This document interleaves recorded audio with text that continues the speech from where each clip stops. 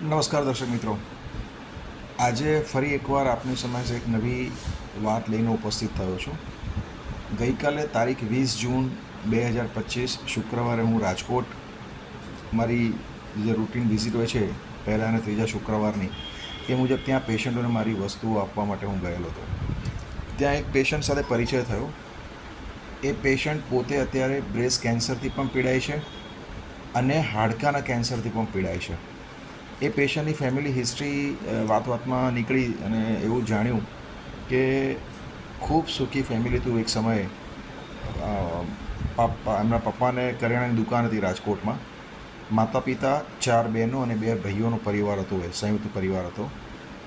કરમની કઠણાઈ જો કે કુટુંબમાં 2 દીકરાઓનો જન્મ થાય છે. એમાંથી એક દીકરો બાય બોર્ન જન્મથી જ મેન્ટલી અને ફિઝિકલી બંને રીતે હેન્ડીકેપ એટલે કે દિવ્યાંગ, શારીરિક ખામીઓ, માનસિક અને શારીરિક બંને રીતે.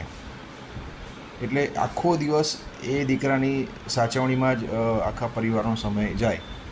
બીજો દીકરો કોઈ કારણથી કાં તો ઘરેથી જતો રહ્યો 30-35 વર્ષની ઉંમરે, અથવા તો એ ગુમ થઈ ગયો.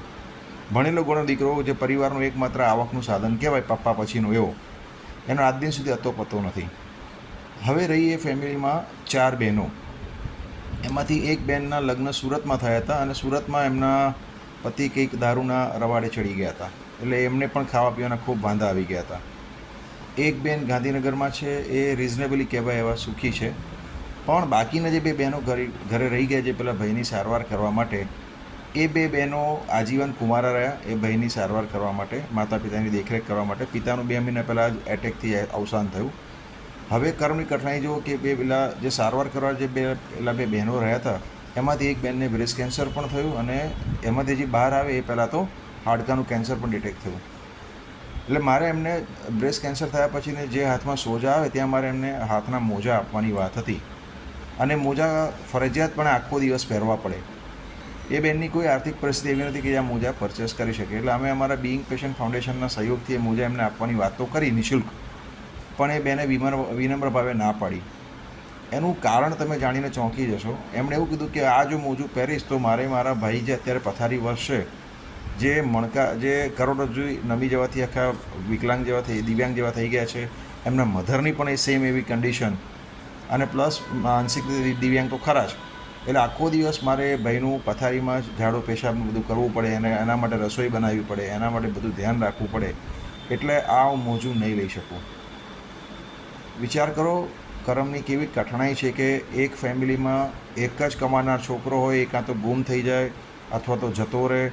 જે પિતા કિરાણાની દુકાન ચલાવતા હતા એ એક્સપાયર થઈ ગયા, આવકનું કોઈ સાધન નહીં. અને આ 4 બહેનો, એમાંથી એક જ બેન કંઈક સારી રીતે કહેવાય એટલા સુખી, બાકી 3 બહેનો દુઃખી. અને એમાંય પાછી આવી માંદગી આવે, પરિવારની શું હાલત થાય. બસ આ વાત મેં તમારી સાથે એટલા બધા શેર કરી રહ્યો છું કે આપણામાંથી ઘણા લોકો ખાધે પીતે સુખી હોઈશું, આપણા ઘરમાં કોઈ બીમારી નહીં હોય, આપણા ઘરમાં માનસિક શાંતિ સારી હશે. ભલે આર્થિક પરિસ્થિતિ કદાચ આપણા બધાની એટલી સારી નહીં હોય અથવા તો રિઝનેબલ કહેવાય એવી સારી હશે, તો આપણે આ દુનિયાના સૌથી સુખીમાંના સુખી માણસો છીએ. પણ આપણને હંમેશા આપણું દુઃખ ઓછું લાગે છે, આપણું સુખ ઓછું લાગે છે અને આપણું દુઃખ વધારે લાગે છે. રિવર્સ કરીને જુઓ, જો બીજાનું સુખ તમને વધારે સારું લાગતું હોય અને એમાં ઈર્ષાભાવ ના હોય અને બીજાનું દુઃખ જો તમને તમારા દુઃખના સરખામણીમાં તમને ઓછું લાગતું હોય, તો તમે સૌથી સુખી માણસ છો. આવા પણ પરિવારો છે જે સંઘર્ષ કરીને રોજે રોજ જીવી રહ્યા છે. એટલે આપણને જે કંઈ પણ મળ્યું છે એ કૃતજ્ઞતા ભાવે ઈશ્વરનો અને માતાજીનો, આપણા ઈષ્ટદેવતાનો આપણે આભાર માનવો જોઈએ કે તમે અમને અમારા પરિવારમાં કોઈ માંદગી નથી, અમારે કોઈ દેવું નથી, અમારા ઘરમાં માનસિક શાંતિ છે, તો આપણે સૌથી વધારે સુખી છીએ. આભાર.